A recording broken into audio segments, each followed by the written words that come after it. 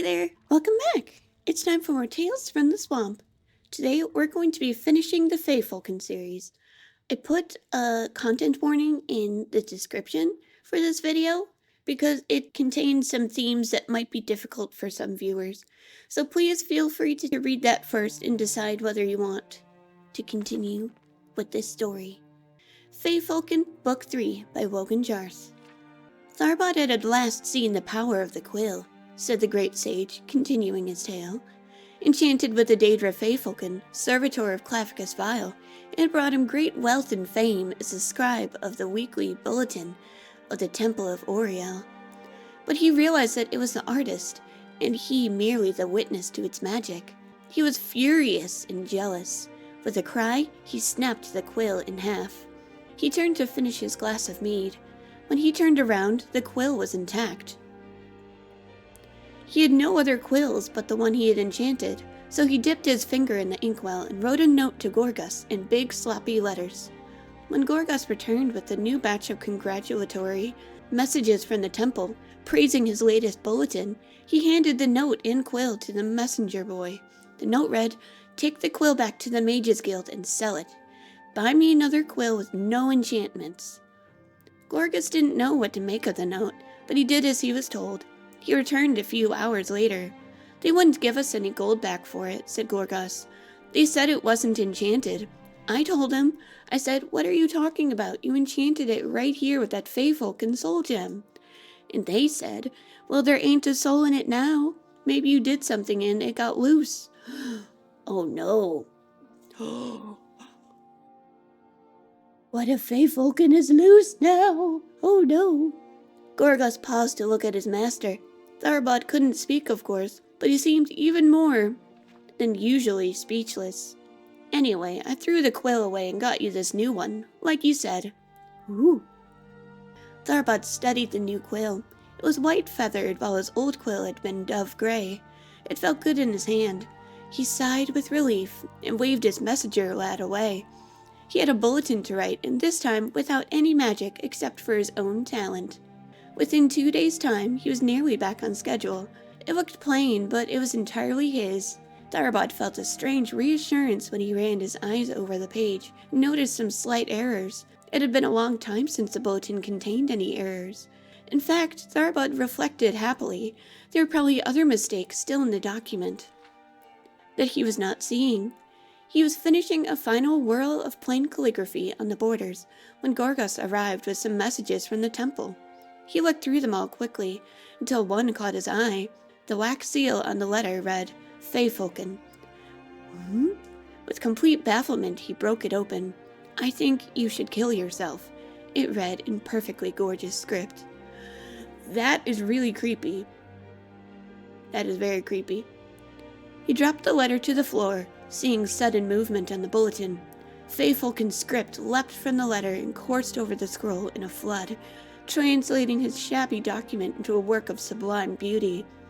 Tharbod no longer cared about the weird croaking quality of his voice. He screamed for a very long time, and then drank. Heavily.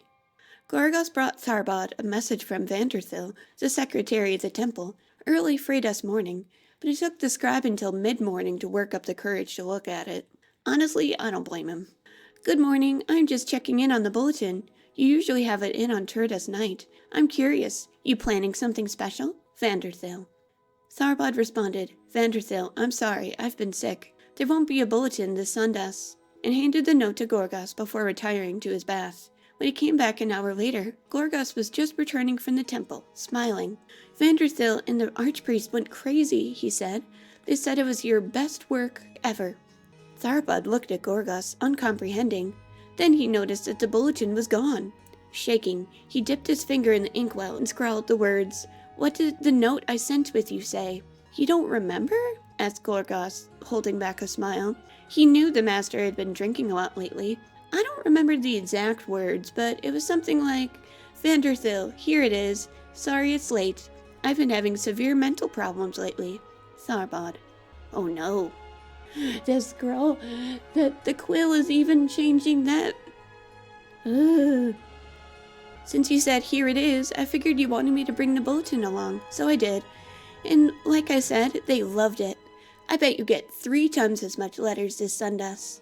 Tharbod nodded his head, smiled, and waved the messenger lad away. Gorgas returned back to the temple while his master turned to his writing plank and pulled out a fresh sheet of parchment. He wrote with the quill, "What do you want, Feyfolken?" The words became, "Goodbye, I hate my life. I have cut my wrists." Tharbod tried another tact. "Have I gone insane?" The words became, "Goodbye, I have poison. I hate my life. Why are you doing this to me?" "I, Tharbod Helzik, cannot live with myself and my ingratitude. That's why I've put this noose around my neck." Tharbod picked up a fresh parchment, dipped his finger in the inkwell, and proceeded to rewrite the entire bulletin. While his original draft, before Feyfolken had altered it, had been simple and flawed, the new copy was a scrawl. Lowercase i's were undotted. G's looked like Y's. Sentences ran into margins and curled up and all over like serpents. Ink from the first page leaked onto the second page. When he yanked the pages from the notebook, a long tear nearly divided the third page in half. Something about the final result was evocative. Tharbod at least hoped so. He wrote another note reading simply, "Use this bulletin instead of the piece of trash I sent you." When Gorgas returned with new messages, Tharbod handed the envelope to him. The new letters were all the same, except for one from his healer, Telemikiel. "Tharbod, we need you to come in as soon as possible. We've received the reports from Black Marsh about a strain of the Crimson Plague that sounds very much like your disease, and we need to re-examine you. Nothing is definite yet, but we're going to want to see what our options are." That could either be really good or really bad. It took Tharbod the rest of the day and 15 drams of the stoutest mead to recover. Yeah, the larger part of the next morning was spent recovering from this means of recovery. He started to write a message to Vanderthil. "What did you think of the new bulletin?" With a quill. Feyfolken's improved version was, "I'm going to ignite myself on fire because I'm a dying no talent." Wow. Oops. Tharbod rewrote the note using his finger and ink message. When Gorgas appeared, he handed him the note. There was one message in Vanderthil's handwriting. It read, "Tharbod, not only are you divinely inspired, but you have a great sense of humor. Imagine us using those scribbles you sent instead of the real bulletin. You made the Archbishop laugh heartily. I cannot wait to see what you have next week. Yours fondly, Vanderthil." The funeral service a week later brought out far more friends and admirers than Tharbod Helzik would have believed possible. The coffin, of course, had to be closed, but that didn't stop the mourners from filling into lines to touch its smooth oak surface, matching it as the flesh of the artist himself. The Archbishop managed to rise to the occasion and deliver a better-than-usual eulogy. Tharbod's old nemesis, the secretary before Vanderthil, Alfiers, came in from Cloudrest, wailing and telling all who would listen that Tharbod's suggestions had changed the direction of her life. When she heard Tharbod had left her his quill in his final testament, she broke down in tears. Vanderthil was even more inconsolable, until she found a handsome and delightfully single young man. Good for her. "I can hardly believe he's gone, and I've never even saw him face to face or spoke to him," she said. "I saw the body, but even if he hadn't been all burned up, I wouldn't have been able to tell if it was him or not." Oh my. "I wish I could tell you there had been a mistake, but there was plenty of medical evidence," said Telemikiel. "I supplied some of it myself. He was a patient of mine, you see." "Oh," said Vanderthil. "Was he sick or something?" "He had the Crimson Plague years ago. That's what took away his voice box, but appeared to have gone into complete remission. Actually, I just sent him a note telling him words to that effect the day before he killed himself." "You're that healer?" exclaimed Vanderthil. "Tharbod's messenger boy Gorgas told me that he had just picked up that message when I sent mine, complimenting him on the new primitive design for the bulletin. It was amazing work.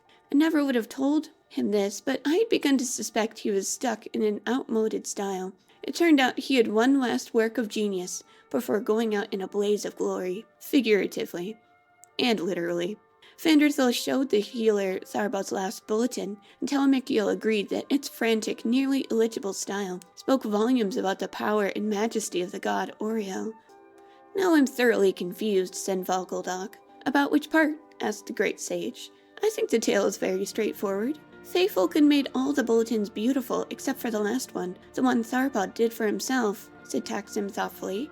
But why does he misread the notes from Vanderthil and the healer? Did Feyfolken change those words? Perhaps, smiled the great sage. Or did Feyfolken change Tharbot's perceptions of those words? Asked Vonkeldog. Did Feyfolken make him mad after all? Very likely, said the great sage. But that would mean that Feyfolken was a servitor of Shergarath, said Vonkeldog. And you said he was a servitor of Claficus Vile. Which was he, an agent of mischief or an agent of insanity? The will was surely altered by Feyfolken, said Toxim, and that's the sort of thing a servitor of Claficus Vile would do to perpetuate the curse. As an appropriate ending to the tale of the scribe and his cursed quill, smiled the great sage, I will let you read into it as you will. The end. Ooh. Ooh.